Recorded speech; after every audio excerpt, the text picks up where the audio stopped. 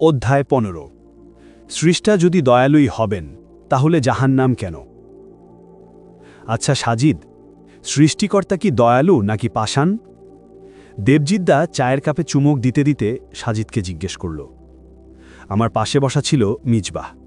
সে বলল, অদ্ভুত তো, সৃষ্টিকর্তা পাষাণ হবেন কেন? উনি হলেন রাহমানুর রাহিম, পরম দয়ালু।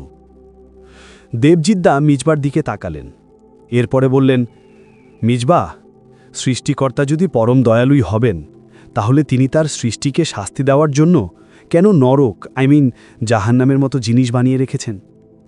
মিজভার চটপটে উত্তর, এটা কোনো প্রশ্ন হলো দাদা?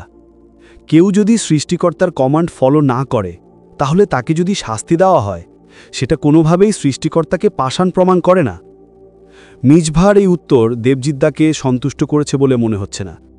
তিনি পাল্টা প্রশ্ন করতে যাবেন, ঠিক এই সময়ে সাজিদ বলে উঠল, দাদা, আজকের পত্রিকা পড়েছ? দেবজিদ্দা বললেন, না। কেন? একটা নিউজ আছে। কি নিউজ? সাজিদ দেবজিদ্দার দিকে পত্রিকাটা এগিয়ে দিল। পত্রিকার একদম প্রথম পাতায় বড় বড় অক্ষরের শিরোনাম, সোনাগাজীতে 9 বছরের বালিকাকে 5 জন মিলে গ্যাংরেপ। বিস্তারিত অংশে যা লেখা আছে তার সারমর্ম এরকম। সাজিদ পত্রিকাটা ব্যাগে রাখতে রাখতে বলল, দাদা ধরো, এই 5 জনকে কোর্টে তোলা হলো, আর তুমি হলে বিচারক। এই 5 জন যে আসল অপরাধী তার সমস্ত রকম তথ্য প্রমাণ তোমার কাছে পেশ করা হয়েছে। এখন একজন নাবালিকার উপরে এরকম নির্মমভাবে নির্যাতন করার জন্য তুমি কি তাদের শাস্তি দেবে?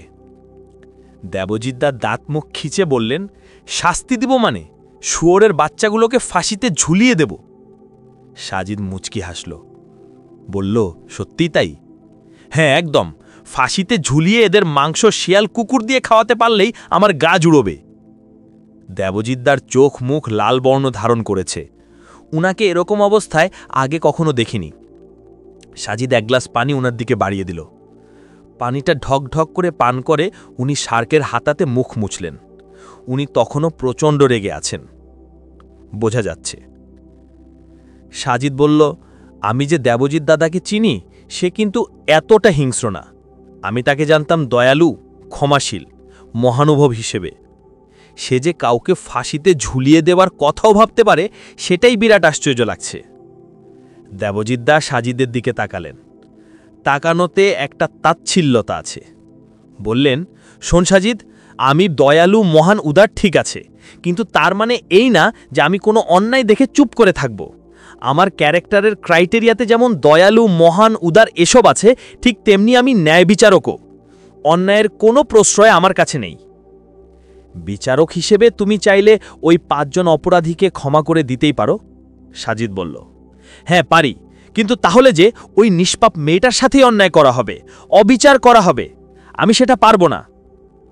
তাহলে কি ধরে নেব যে তুমি পাষাণ, কঠিন হৃদয়ের?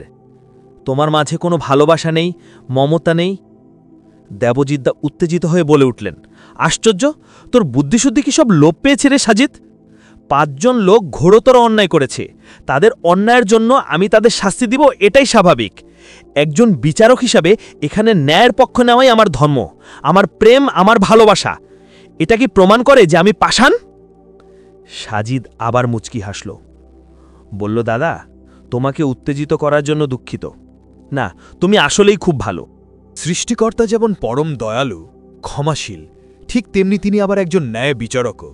তিনি কারোর সাথে বিন্দু পরিমাণও অন্যায় হতে দেন না। সৃষ্টিকর্তা আমাদের সবাইকে সৃষ্টি করেছেন। তিনি আমাদের জন্য কিছু নির্দিষ্ট রুলস তৈরি করে দিয়েছেন।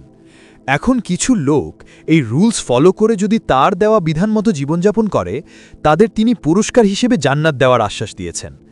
এখন একদল লোক নামাজ কালাম পড়ে, মিথ্যে কথা বলে না, লোক ঠকায় না, চুরি রাহাজানি করে না, সুদ ঘুষ খায় না, মানুষ খুন করে না, মোদ্দা কথা সকল প্রকার অন্যায় থেকে নিজেকে গুটিয়ে রাখে কেবল স্রষ্টার সান্নিধ্য লাভ এবং তার প্রতিশ্রুত জান্নাতের জন্য। অপরদিকে আরেক দল লোক এসবের থোড়াই কেয়ার করে যদি ভোগ বিলাসে মেতে ওঠে, সকল অন্যায় কাজ করে, স্রষ্টার অবাধ্য হয়, তাহলে স্রষ্টা যদি দয়াপরবশ হয়ে তাদেরকে আগের দলের সাথে জান্নাতে পাঠিয়ে দেয়, তাহলে এটা কি ন্যায় হলো? প্রথম দলকে তো ঠকানো হলোই, সাথে কি পরের দলের সকল অন্যায় কি মেনে নেওয়া হলো না, প্রশ্রয় দেওয়া হলো না? তুমি যেভাবে বিচারকের আসনে বসে ক্ষমতা থাকার পরও ওই 5 জনকে ক্ষমা করে দিতে পারো না কেবল ন্যায় প্রতিষ্ঠার জন্য, স্রষ্টাও কি সেটা পারেন না? দেবজিদ্দা কিছু বললেন না। সাজিদ আবার বলল, এটা হলো স্রষ্টার ক্রাইটেরিয়া। তিনি যেমন পরম দয়ালু, ঠিক সেরকম ন্যায় বিচারকও।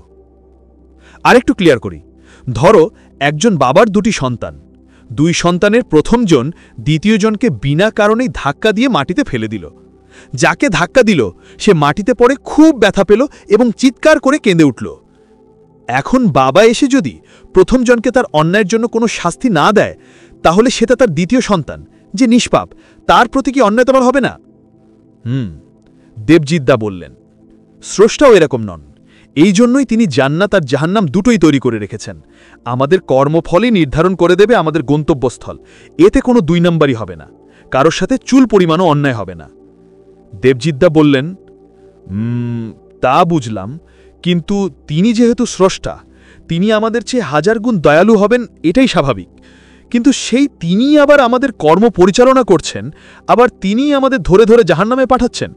ব্যাপারটা কেমন না সাজিদ? সাজিদ বলল, দাদা, প্রথমত স্রষ্টা আমাদের কর্ম পরিচালনা করেন না। স্রষ্টা আমাদের একটা স্বাধীন ইচ্ছাশক্তি দিয়ে পৃথিবীতে পাঠিয়েছেন, সাথে পাঠিয়েছেন একটা গাইড বুক। এখন এই স্বাধীন ইচ্ছাশক্তি প্রয়োগ করেই আমরা সিদ্ধান্ত নেই যে আমরা তার দেখানো পথে চলব কি চলব না। যদি চলি আমরা জান্নাতে যাব, যদি না চলি আমরা জাহান্নামে যাব। মধ্যা কথা, আমরা কোথায় যাব তা আমরাই নির্ধারণ করি আমাদের কর্মের মাধ্যমে। দেবজিদ্দা হাসলেন, বললেন, ও আচ্ছা, তার মানে তুই বলতে চাচ্ছিস যে কিছু লোক স্বাধীন ইচ্ছাশক্তি প্রয়োগ করে জাহান্নাম চুজ করে নিচ্ছে? হ্যাঁ। উদ্ভট না কথাটা? একদম না। লজিক্যালি বল। আচ্ছা, ধরো তুমি গভীর সাগরে জাহাজ থেকে পানিতে পড়ে গেলে। পানিতে তুমি হাঁসপাস করছো, একটু পরেই অতল তলে তলিয়ে যাবে। এখন ধরো তোমাকে উদ্ধার করার জন্য আমি একটি লাইফ জ্যাকেট তোমার দিকে বাড়িয়ে দিলাম। হ্যাঁ, তো সেই মুহূর্তে তোমার কাছে 2টি অপশন, হয় লাইফ জ্যাকেটটি নিয়ে নিজে প্রাণ বাঁচাবে, নয়তো আমাকে ডিনাই করে অতল সাগরে তলিয়ে যাবে এবং মৃত্যুবরণ করবে। খেয়াল করো, আমি কিন্তু বাঁচার উপকরণ অর্থাৎ লাইফ জ্যাকেট তোমার দিকে বাড়িয়ে দিয়েছি। এখন তুমি তোমার স্বাধীন ইচ্ছাশক্তি প্রয়োগ করে জ্যাকেটটি গ্রহণ করে প্রাণে বাঁচবে নাকি উপেক্ষা করে মৃত্যুকে বরণ করবে, সম্পূর্ণ তোমার ব্যাপার।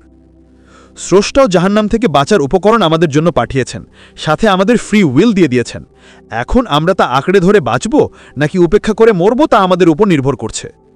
দেবজিদ্দা কিছু বললেন না। স্রষ্টা দয়ালু হয়েও কেন জাহান্নাম তৈরি করেছেন তার উত্তর তিনি মনে হয় পেয়ে গেছেন।